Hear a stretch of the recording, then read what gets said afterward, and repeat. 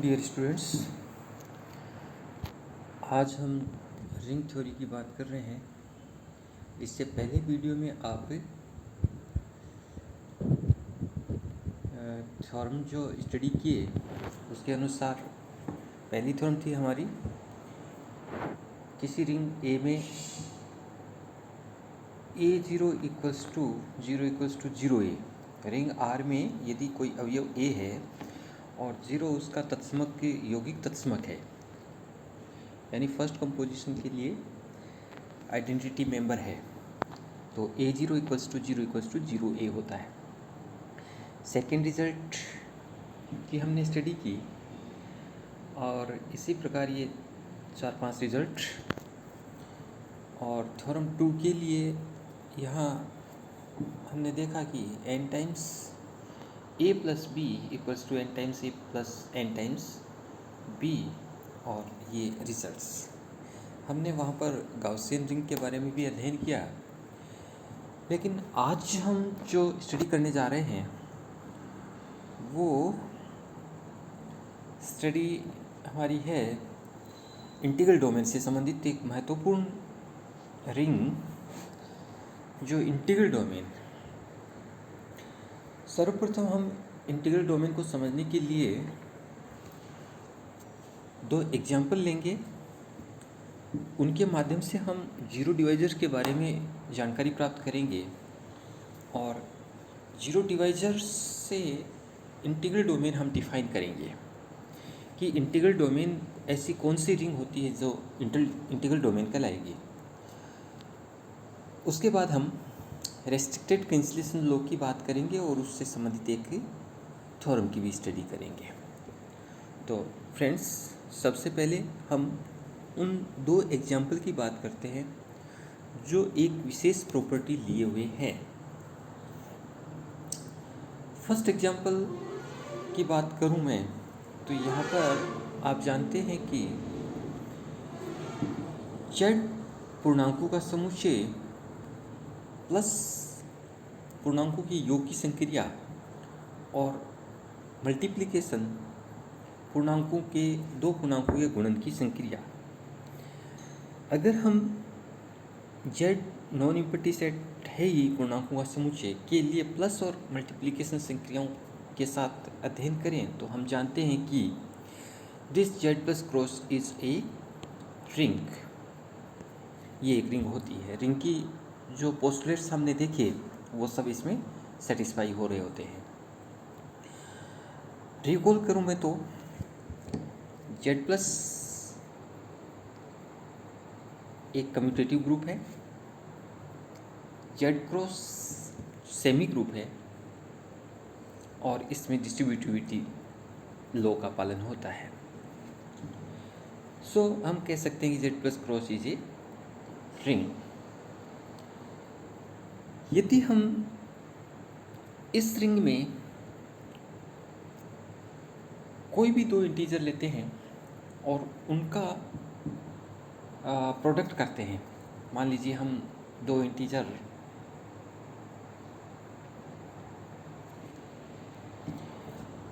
m और n लेते हैं और उनका सेकंड कंपोजिशन जो मल्टीप्लिकेशन की है m क्रॉस n, और हम ये एज्यूम करें कि suppose this is equal to zero.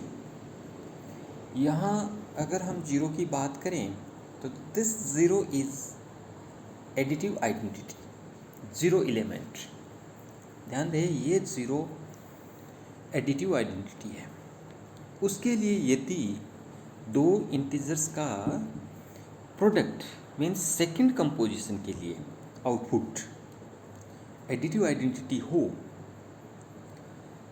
तो हम यहाँ जानते हैं कि यदि ये ट्रू कब होगा, this result will be true if either this m equals to zero और this n equals to zero, यानी इन दोनों में से कम m और n में से कम एक जीरो मेंबर होगा, तभी हम कह सकते हैं कि दो इंटीजर्स का प्रोडक्ट जीरो प्राप्त होता है। ये विशेष उदाहरण, इसके संदर्भ में अगर हम दूसरे एग्जाम्पल की बात करते हैं दूसरा एग्जांपल हम यहाँ ले रहे हैं Z6 का। यू नो Z6 के मेंबर्स 0, 1, 2, 3, 4, 5 है और यहाँ डिफाइंड कंपोजिशन +6 फर्स्ट और मल्टीप्लिकेशन कंपोजिशन है ×6। तो +6 के रेस्पेक्ट में आइडेंटिटी मेंबर है वो 0 है और यहाँ 2 और 3 Z6 के 2 मेंबर हैं जिनका प्रोडक्ट यानी सेकंड कंपोजिशन ×6 के लिए मल्टीप्लिकेशन 6 के लिए मॉडुलो 6 है, 6 ईयर मॉडुलो 6 के लिए अगर हम आउटपुट की बात करते हैं तो वो आउटपुट 0 होगा। यहाँ विशेष बात ये है कि हम देख रहे हैं कि ये फर्स्ट 2 नॉन जीरो है, this 3 is also known zero, but second composition के साथ इनका आउटपुट 0 यानी कि एडिटिव आइडेंटिटी हमें प्राप्त हो रहा है। फर्स्ट एग्जांपल में हमने देखा ऐसा अगर है तो कम से कम m cross n equals to 0 है, तो कम से कम या तो m और या n इनमें से कम एक 0 ज़रूर है। दूसरे एग्जांपल में हम यहाँ देख रहे हैं कि 2 और 3 का प्रोडक्ट 0 है, बट 2 और 3 दोनों ही 0 मेंबर नहीं है, एडिटिव आइडेंटिटी Z6 में नहीं है, उसके बावजूद भी हमें 0 प्राप्त हो रहा है। तो यहाँ इन दोनों एग्जाम्पल को समझने के बाद हम यहाँ 2 बातें हमारे सामने आती हैं। First, the ring in which the product of 2 non zero elements is always non zero, जो कि फर्स्ट वाला एग्जाम्पल का केस है। दूसरी बात जो यहाँ आ रही है वो है the ring in which the product of means second composition के साथ multiplicative composition, product of 2 non zero elements can be there 0 element, output 0 हो सकता है, इनपुट्स दोनों ही मेंबर 0 मेंबर नहीं है। ये सेकेंड वाले एग्जाम्पल में हमने देखा। तो यहाँ ये 2 बातें बहुत ही महत्वपूर्ण और इनसे हम डिफाइन कर पाएंगे 0 डिवाइजर्स। इन 2 एग्जाम्पल को ध्यान में रखते हुए हम 0 डिवाइजर्स को डिफाइन करेंगे। तो 0 डिवाइजर्स क्या है, डेफिनेशन देखिएगा आप। A non-zero element of a ring R is called a left zero divisor if there exists a non-zero element B such that AB equals to 0. In this case, A is called left zero divisor in ring R. Here B also non-zero. So this is 0 divisor. Second, a non-zero element of a right ring R is called a right zero divisor if there exists a non-zero element B such that BA equals to 0. In this case, A is called right zero divisor. यदि एक member R का left zero divisor भी है और right zero divisor भी है, तो हम उसे रिंग R में 0 डिवाइज़र कहेंगे। तो 0 डिवाइज़र की डेफिनेशन क्या होगी? ए non zero element A of a ring R is called a 0 divisor if in R if there exists a non-zero element B in R such that AB equals to 0 equals to BA. That is, this is left as well as right zero divisor. Okay, so अब इस बात से कि 0 divisor की धारणा क्या है, इस एग्जाम्पल में पुनः देखिए आप। जो पिछले उदाहरण 2 लिए थे उसमें सेकंड एग्जाम्पल जो था उसमें Z6 + 6 इज ए रिंग और इसमें 2 जो कि नॉन ज़ीरो एलिमेंट है. 3 is also known zero in Z6, but their product is 0. Here 0 is additive identity. So 2 is the left zero divisor. In similar way, 3 2 also gives 0. So this here 2 is right zero divisor. So in both cases 2 is left zero divisor as well as 2 is right zero divisor. So 2 in Z6 is the zero divisor. In this case this 2 यहाँ पर क्या कहलाएगा, zero divisor. Z6 में zero divisor. इसी प्रकार हम यहाँ अगर देखें तो 3 इसमें राइट ज़ीरो डिवाइज़र है और इसमें 3 लेफ़्ट ज़ीरो डिवाइज़र है. तो 3 भी लेफ़्ट और राइट दोनों डिवाइज़र है. It means 3 is also zero divisor in Z6. Another member also here 4. If 4 6 3 gives again 0 and 3 multiplied by 6 4 is also 0. So 4 is here left zero divisor, here is right zero divisor. It means 4 also zero divisor in Z6. तो यहाँ पर Z6 में 3 zero divisor हमारे सामने हैं, 2 3 and 4.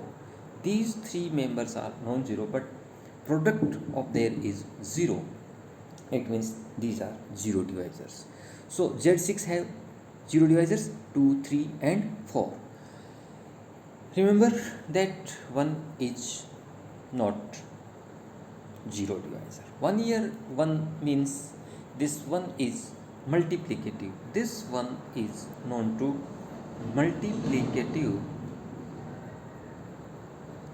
identity in Z6. This one is multiplicative identity in Z6. Again, this is never zero divisor. Again, 0. This 0 is additive identity. This 0 is additive identity in Z6. So this 0 is not zero divisor. ये दो बातें महत्वपूर्ण जो हमें ध्यान रखने की हैं. और जीरो डिवाइज़र क्या होता है ये समझने के बाद हम डिफ़ाइन करेंगे integral domain. Now we can define integral domain. So friends, a commutative ring R with unity is called integral domain if it has no zero divisor. Ring में यहाँ इंटीग्रल डोमेन होने के लिए 3 बातें नोट करिएगा आप. Number 1 commutative, वो ring commutative होनी चाहिए. नंबर 2 विद यूनिटी, मतलब मल्टीप्लिकेटिव यूनिटी उसमें होनी चाहिए. Second one is with unity. और तीसरी जो अभी हमने ज़ीरो डिवाइज़र्स के बारे में पढ़ा है, if it has no zero divisor, without zero divisors होनी चाहिए, विदाउट ज़ीरो डिवाइज़र्स होनी चाहिए.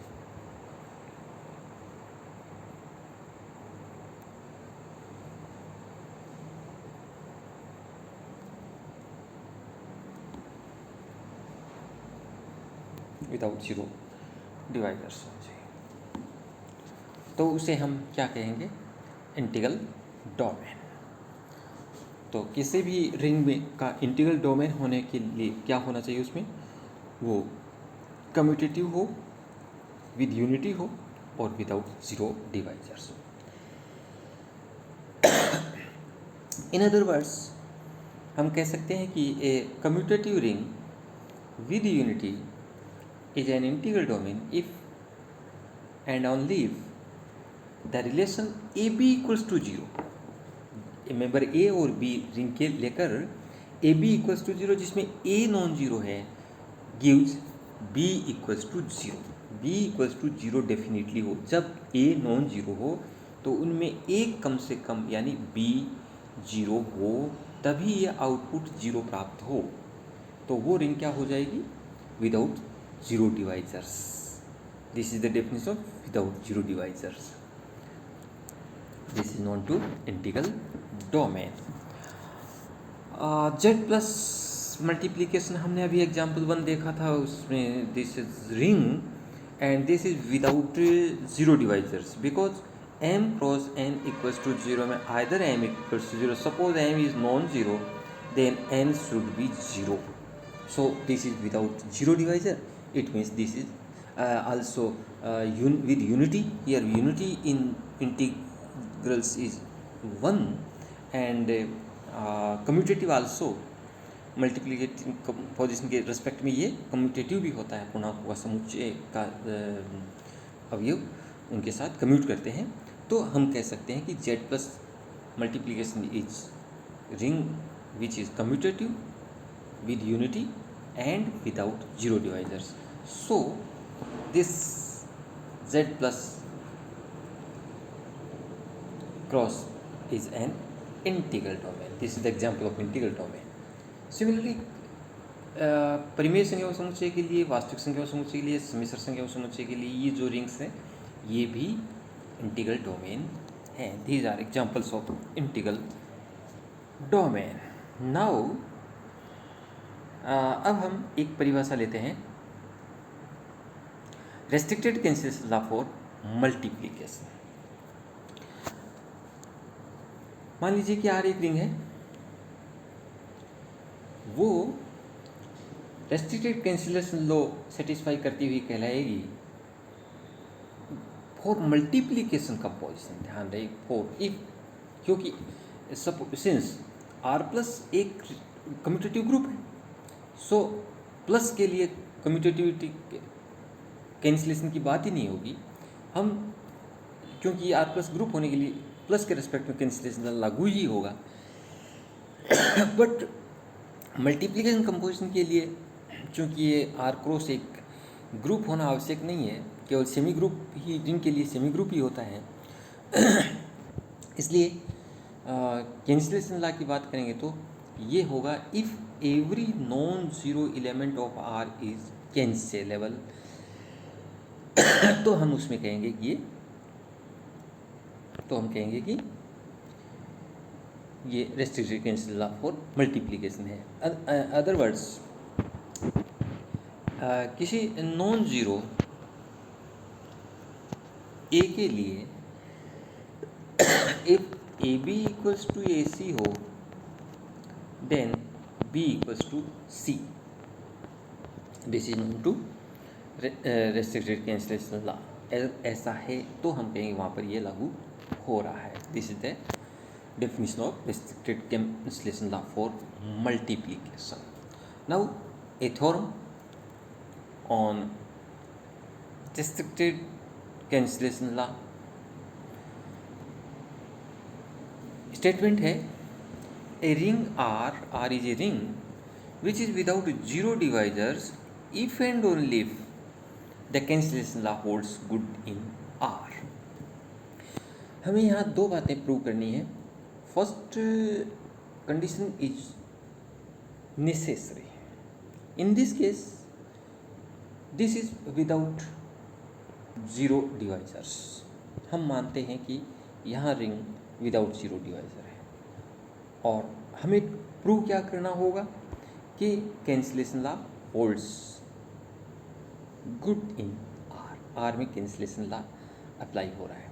तो आप जानते हैं कि R में कैंसिलेशन लॉ सिद्ध करने के लिए जब हम इस R को विदाउट जीरो डिवाइजर मान लेते हैं, suppose R is without zero divisor, तो विदाउट जीरो डिवाइजर की डेफिनेशन यहाँ अप्लाई कर देंगे। बट हमें प्रूव करना है कि इसमें कैंसिलेशन लॉ लागू होता है। तो कैंसिलेशन लॉ लागू होने का मतलब हम ए नॉन जीरो लेंगे। तो let A non zero A in R, और उसके लिए हम A B equals to A C assume कर लेते हैं। Suppose A B equals to A C, then हमें क्या प्रूव करना होगा, b इक्वल्स टू सी, ये हमारा टारगेट रहेगा, b equals to C. So b equals to C prove करने के लिए हमें अब जैसे हमारे पास A B equals to A C है, तो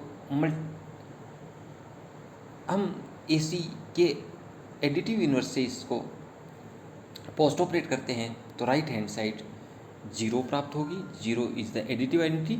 तो A B plus additive inverse of A C equals to 0, and first term से हम जानते हैं कि this is A B plus A minus C equals to 0, and by distributivity this can be written as a b plus additive inverse of c equals to 0, or additive inverse of c can be written as minus c, so a b minus c equals to 0। अब यहाँ हमने assume किया है कि a is not equal to 0 here, so this a is not equal to 0 and this b minus c is also, b minus c भी ring का member है। जब बी रिंग का मेंबर है, सी रिंग का मेंबर है, तो बी माइनस सी भी रिंग का मेंबर होगा। तो B minus C is member of ring, और यहाँ हम देख रहे हैं कि A B minus C is 0 and this ring is without zero divisor हम मान रहे हैं। ध्यान दें, हमने यहाँ पर इस केस में रिंग आर को विदाउट जीरो डिवाइजर लिया है, इसलिए ए नॉन जीरो है, this is non zero, so B minus C must be zero without zero divisor की परिभाषा से। अभी अभी हमने देखा कि उनमें से एक जीरो होना चाहिए कम से कम, तो जब ए जीरो नहीं है तो बी माइनस सी जीरो होगा। तो यहाँ हम बी माइनस सी को जीरो लिख सकते हैं, B minus C is zero, और जैसे ही B minus C equals to zero है, plus C first composition plus के लिए सी से पोस्ट ऑपरेट करने पर बी बराबर सी हम पाते हैं। तो हमने यहाँ इस थ्योरम में क्या एज्यूम करके चले, नॉन जीरो ए के लिए, नॉन ज़ीरो ए के लिए यदि ए B equals to A C है तो बी इक्वल्स टू सी होगा। हमने ये परिणाम प्राप्त कर लिया। क्या होगा, बी इक्वल्स टू सी होगा। ये परिणाम हमें ये बताता है कि यहाँ कैंसिलेशन लॉ लागू होता है। तो हम कह सकते हैं कि अगर वो विदाउट जीरो डिवाइजर है, कोई रिंग विदाउट जीरो डिवाइजर है, तो वहाँ कैंसिलेशन लॉ लागू होगा। अब कन्वर्स पार्ट देखते हैं हम इसका। कन्वर्स पार्ट में हम यहाँ क्या देखना चाहेंगे, कन्वर्स पार्ट्स में हम देखेंगे कि यदि उसमें कैंसिलेशन लॉ लागू हो रहा है तो हमें वो क्या सिद्ध करना होगा, विदाउट जीरो डिवाइजर सिद्ध करना होगा। तो यहाँ कन्वर्स पार्ट में हम ये मानकर चलते हैं कि कंडीशन इज सफिशिएंट और in this cancel law hold good, ये मानकर हम चलते हैं। तो तब अब चूँकि हम उसे सिद्ध करना चाहते हैं विदाउट जीरो डिवाइजर्स, और विदाउट जीरो डिवाइजर सिद्ध करने के लिए हमें क्या करना पड़ेगा, विदाउट जीरो डिवाइजर सिद्ध करने के लिए अगर A B equals to zero है, मीन्स एडिटिव आइडेंटिटी है, और suppose this A is non zero, तो विदाउट जीरो डिवाइजर होने के लिए बी मस्ट बी जीरो, ये हमें यहाँ प्रूव करना है। हम क्या एज्यूम करके चलेंगे, हम किसी नॉन जीरो ए के लिए ए बी बराबर जीरो मानकर चलते हैं, तो हमें बी बराबर जीरो सिद्ध करना है। तो हमने क्या माना है यहाँ पर देखिएगा, if A B equals to zero और if A is not equal to zero, then this zero can be written A zero, and for non zero A left cancellation law, यहाँ कैंसिलेशन लॉ लागू हो रहा है। इसका मतलब ये हुआ कि लेफ्ट कैंसिलेशन लॉ हम यहाँ अप्लाई करते हैं तो b इक्वल्स टू ज़ीरो, ये परिणाम हमने पाया, b इक्वल्स टू ज़ीरो। तो इस प्रकार से हम सिद्ध कर सकते हैं कि यदि हम A B equals to zero non zero A के लिए मान कर चलते हैं तो b इक्वल्स टू ज़ीरो हमें प्राप्त हो जाता है। इट मीन्स ये विदाउट जीरो डिवाइजर की बात हो गई। सो आर यहाँ क्या है, विदाउट जीरो डिवाइजर, यही हमें यहाँ प्रूव करना था। फ्रेंड्स, इस वीडियो में आपको बहुत सारी जो बातें समझ में आ गई होंगी इंटीग्रल डोमेन के बारे में।